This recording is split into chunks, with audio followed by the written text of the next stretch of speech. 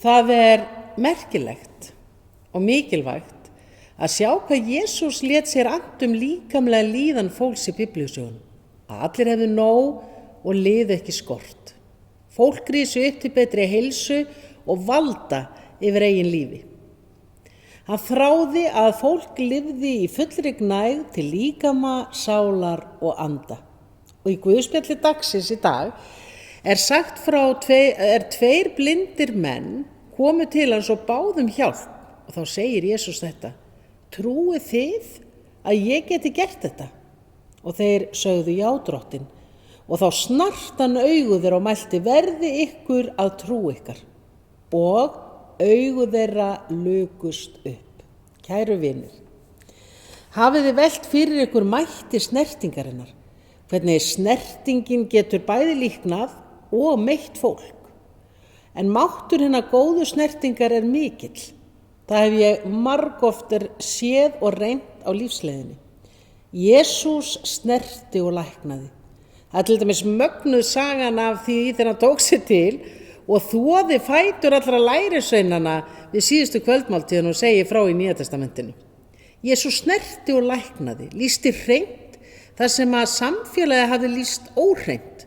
Pæliði því, það var eitthvað svo magnað. Þannig færði fólkinu vald í sína eigin hendur. Líkamar okkar það sem gerir okkur sýnileg og það því áhrifarík leið að halda fólki niðri með því að hafna líkama þess. Þess vegna þannig að guðfræði sem að hafnar líkamanum hafnar manneskjunni. Og þannig svo sannarlega ekki guðfræði Jesú Krists. Hann snerti þau sem að aðrir töldu óhrein og hann færði þeim stöðu og gaf þeim nýjan tilgang. Og þó að boðskapur kristinnar trúar fjalli svo sannarlega andleg gildi, þá líka líkamsmiðug guðfræði á ferðinni. Kirkjan má aldrei vera líkamshrædd. Hann Páll postuli sagði í Korinthubréfinu: vitið ekki að líkami ykkar musteri heilags andar sem í ykkur og þið hafið frá Guði. Og sjálf uppreisufrásögnin aðferð til að skila þeirri vitneskju að líkaminn góður. Ég hitti mikið af syrgjendum í mínu starfi og ég finn hvað margir kunna meta líkamlega nánd og líkamlega umhyggju. Við tölum oft að okkur skorti orð andspænis sorginni, ekki síst réttu orðin. En þarna getum við gert Jesú að okkar fyrirmynd að mæta fólki í sorg með líkamlegri umhyggju. Eitt af því sem að fólki í sálrænni angist og í kjölfar áfalla gleymir svo oft og það að borða. Finnur ekki til svengdar eða getur ekki hugsað mat og missir alla orku til að hlúa að sér. Það svo rétt sem ein vinkona mín sagði við mig, en hún hafði orðið fyrir gríðarstóru áfalli, að enginn gæti borið sorgir annarra. En það væri hægt að hlúa fólki hvað var það líkamlega þarfir til dæmis. Og þótt enginn geti tekið sorginni burtu eða borið byrðarnar, þá hægt að hlúa að.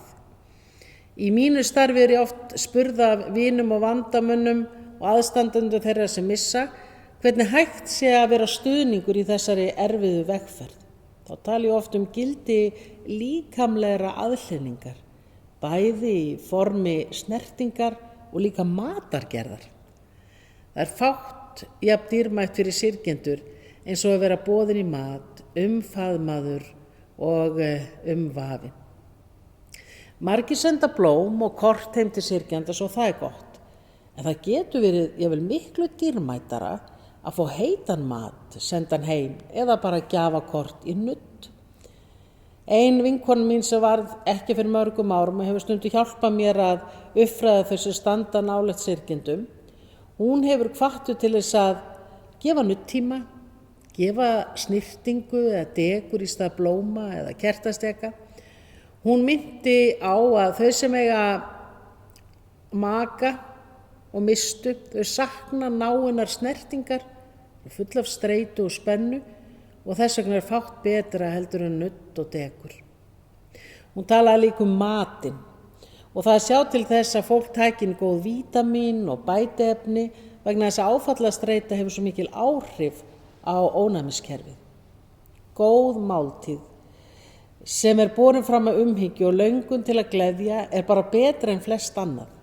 Þess vegna altarið tákn borðsins, matarborðsins, eldhúsborðsins. Ég man eftir því ég var prestur í Vestmannaeyjum að Eyjamenn kunnu þetta. Oft þegar að sorgin knúði dyra var sá sem missti umvafin hagnýtri umhyggju nágranna og vina.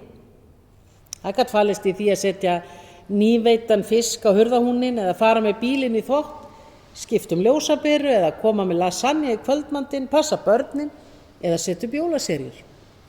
Þau sem fá storminn í fangi geta mist svo mikla orku og frumkvæði að svona viðvik getur skipt sköpum af því að sorgin lamar fólk, bæði líkamlega og andlega. Mér langar til þess að deila þessu með ykkur í dag, því frelsarinn sjálfur stórkostleg fyrirmynd í því að hlúa að líkamlegum þörfum, líka í sorginni, inn í áfallinu og munum að það sem nýtur umhyggju verður fallegt. Sorgin og gleðin eru systur og móðir þeirra kærleikurinn. Margir syrgjendur eiga undursamlegar frásagnir af þeirri fegurð sem skapast í tengslum við annað fólk sem lagði sig eftir því að setja sig í sporin þeirra, mæta bæði líkamlegum og andlegum þörfum í dagsins önn.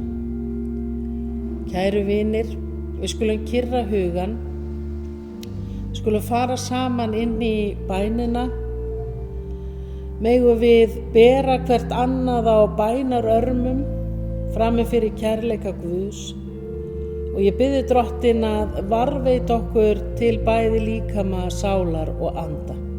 Gefðu það Drottinn að þau sem hafa verið svívirt á líkama sínum, að þau megi finna batan koma á ný, að þau megi Drottinn rísa upp og finna það að það eru þau sem hafa vald yfir sínum eigin líkama. Já, Drottinn minn, allir þeir sem búa við líkamleg veikindi og erfiðleika, vilt þú umvefja þau hvert og eitt.